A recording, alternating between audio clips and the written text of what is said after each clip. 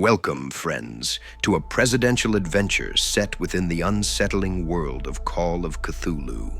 Here, the presidents assume the roles of resolute investigators, drawn into distant and forbidden places, where hidden conspiracies fester and terrors lurk beyond the fragile boundaries of time and space. As your narrator, I, Rod Serling, will act as both guide and chronicler, observing their descent as they cross paths with deranged cultists, grotesque entities, and incomprehensible horrors born of the void. What you are about to witness is not merely a game, but an examination of courage, sanity, and power, conducted in a realm where reason falters and the unknown patiently waits. Thank you so much, Rod Serling, for being the narrator for this game. Honestly, finding good actors for something like this can be a bit hard. It's a bit of a shame we couldn't get H.P. Lovecraft himself to do the voice. No worries. I'm something of a Lovecraft fan myself. After all, who do you think inspired the Twilight Zone? The fear of the unknown, forces beyond our understanding, it all came from the father of cosmic horror himself. A shame I never had the chance to meet the man, but fortunately, his stories live on. Sorry you never got to meet your idol. Still, I've always wished his incredible worlds and stories had received the recognition they deserved during his lifetime, instead of only gaining fame decades later. The man left behind an astonishing legacy, tales that continue to captivate, unsettle, and inspire. But it's a little sad he never lived to see just how influential and beloved his creations would become. Oh, well, that's life. Sometimes the fruits of your labor take time to ripen, and in his case, they took the longest journey of all. Still, he was pretty interesting, just like his cat called... Stop. We don't want this video taken down. I was just joking. Geez, comedy is dead in 2025. Bad jokes aside, I still remember reading some of the books he created. The Color Out of Space, The Dunwich Horror, and Finally From Beyond. All amazing works that kept me up at night. It made me wonder how such ideas could come from a human mind like Lovecraft's. Well, from what we know, the dude had tons of mental health struggles, but he channeled these personal experiences into his writing, which worked really well. So just some mental illness but no drugs, huh? I always thought he had a Stephen King-like experience when writing. While it is impossible to definitively know whether Lovecraft ever used drugs, it is worth noting that within his significant body of known letters, he consistently directly denied using them. Based. I get the feeling that he and I could have been good pals when it comes to writing. I can always use tips on how to write better. Currently working on The Art of the Deal 5, No Deal Too Small. There should be no allegation too small, especially with what's been happening this past week. For fuck's sake, those files are nothing more than a snow trip in the mountains. They have nothing to do with the island. Literally, they just grab whatever documents from whatever locations and dates, mix them up, and claim it's accurate. But you were there, right? Enough. We're getting off topic. Game Master, can we start? Yes, let's start. The year is 1920, the early days of April. The city of New York stirs to life under a pale spring sun. People of all classes weave between each other on crowded streets, shouting the daily news, hawking newspapers, or calling for a cab. The clang of streetcars mixes with the clatter of horse-drawn carts, while automobiles, still a novelty to some, honk their way through the chaos. The air smells of coal smoke from factories, baking bread from corner bakeries, and the faint tang of the East River. In the financial district, clerks hurry to their offices, carrying briefcases filled with ledgers, while outside speakeasies and cafes see early patrons eager for a cup of coffee, or something stronger, despite prohibition already being in effect. Through the throng, your eyes catch a gleaming, expensive car gliding down the street. In the back seat sits a man whose presence turns heads, Donald Trump. The city seems to hold its breath as he surveys the bustling streets. Trump, it's your move. I am Donald Trump, a wealthy tycoon who built his fortune through the ruthless tides of the stock market, grinding my way to the top while lesser men drowned. I have tasted excess in every form, towering skyscrapers bearing my name, gilded rooms, influence that bends others to my will. I have enjoyed the most lavish things life can offer, yet indulgence has a way of growing stale when nothing remains out of reach. There was always a part of me that craved something more, something darker. While others feared the unknown, I found myself drawn to it. The subjects most people avoid, whisper about, or deny outright. Those were the ones that held my attention. The occult fascinated me. Ancient texts, forbidden symbols, rumors of powers that predate civilization itself. These hinted at forces far greater than wealth or political influence. In private salons and smoke-choked back rooms, I listened to men who spoke of hermetic truths, of knowledge passed down through secret orders like the Rosicrucians and the remnants of the Golden Dawn, names whispered with equal reverence and fear: Aleister Crowley, Thelema, the Ordo Templi Orientis, men who claimed that will itself could reshape reality. The 1920s were ripe with such madness. Seances had become fashionable among the elite, spirit mediums claiming to speak with the dead, while ectoplasmic photographs captured things best left unseen. Scholars argued over Enochian scripts, said to be the language of angels, while others chased the revelations promised by Theosophy and the hidden masters it claimed guided mankind from beyond the veil. The world reeled from war, and people were desperate to believe that something, anything, still held meaning. Still, finding such things was never easy. For every genuine fragment of forbidden knowledge, there were 100 charlatans, parlor mystics, fraudulent mediums, and self-styled prophets who preyed on fear and desperation. Most people encountered these fools and dismissed the entire subject as nonsense. I did not. I believed there was truth buried beneath the lies, but that truth could never be uncovered at arm's length. One had to get personal, to stand where history had bled into myth, to breathe the air where the veil between worlds had grown thin. That is why I am here now. At this moment, I am attending a discreet meeting and event with a business partner and longtime friend. Amazing, Trump. A most compelling introduction to your character. What can I say? I excel not only at ruling a nation, but at crafting characters of unparalleled depth. You mean presidency over a free nation, right, Trump? Sure, it's still the same either way. Let me guess. Your so-called friends are Jeffrey Epstein and Reagan, right, Trump? Preparing a trip to an unknown island? Joe, I swear, if you keep this up, I'm leaving this game.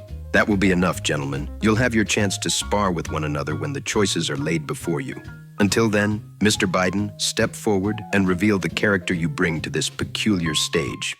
Very well. I am Joe Biden, though most know me by another name, Sleepy Joey. I was raised on the lower side of Brooklyn, a place where life doesn't offer much, but it teaches you plenty.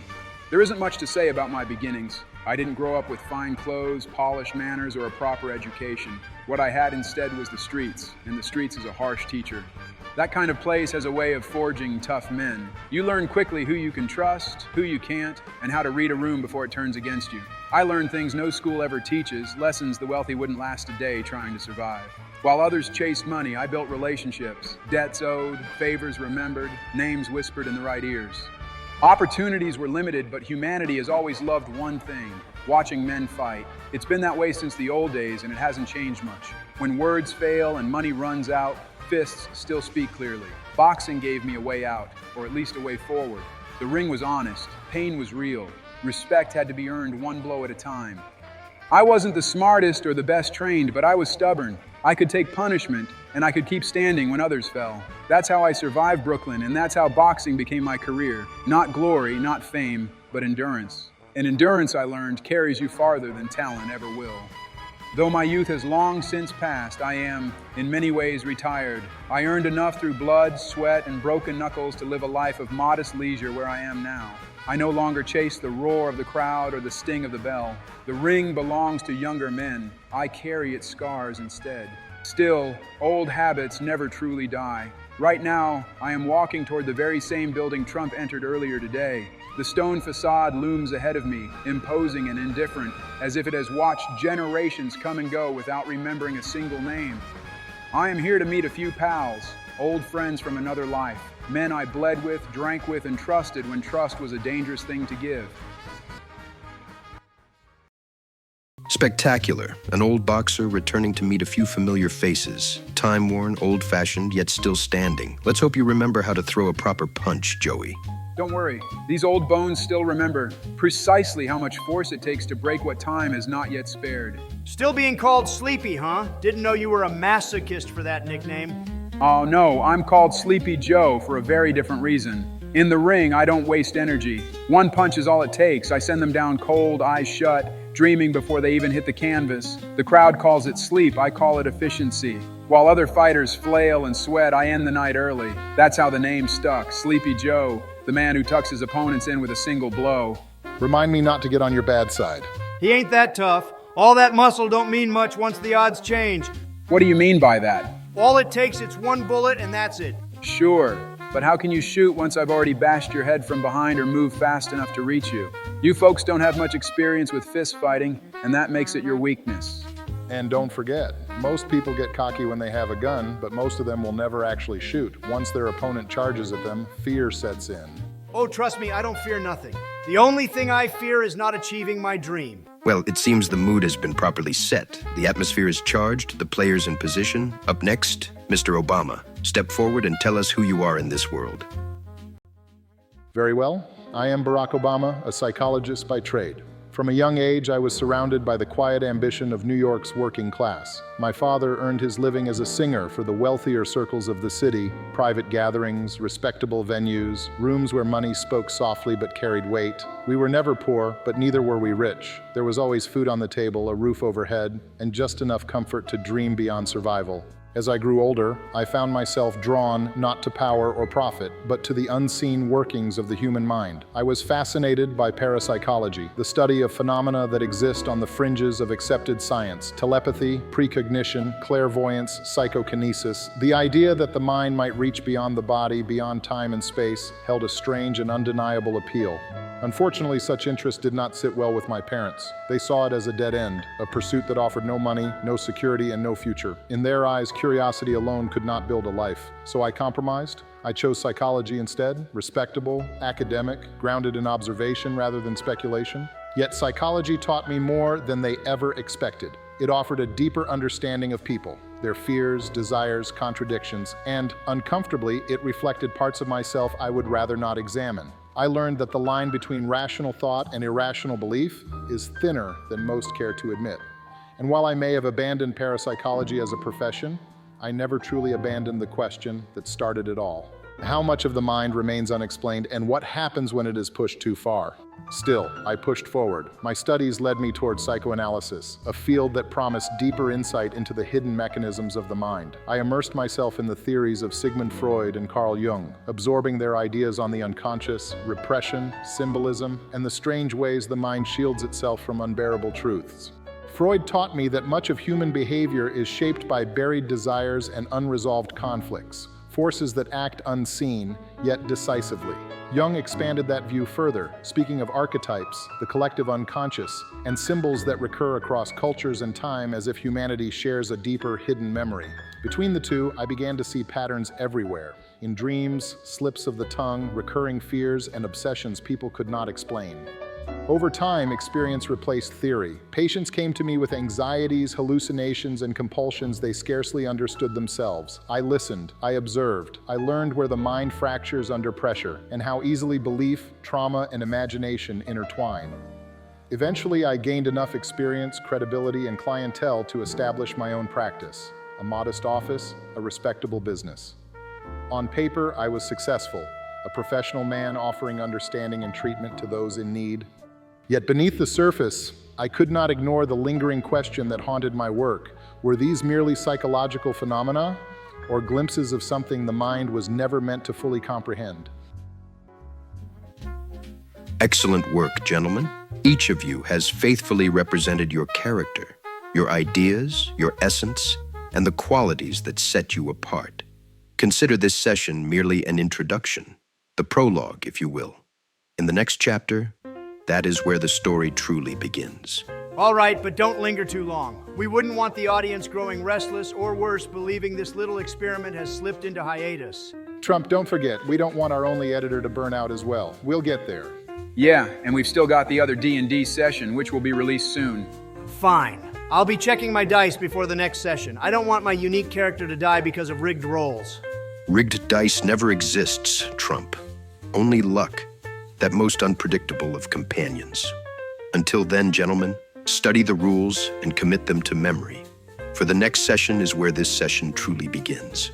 Until that moment arrives, have yourselves a very pleasant day.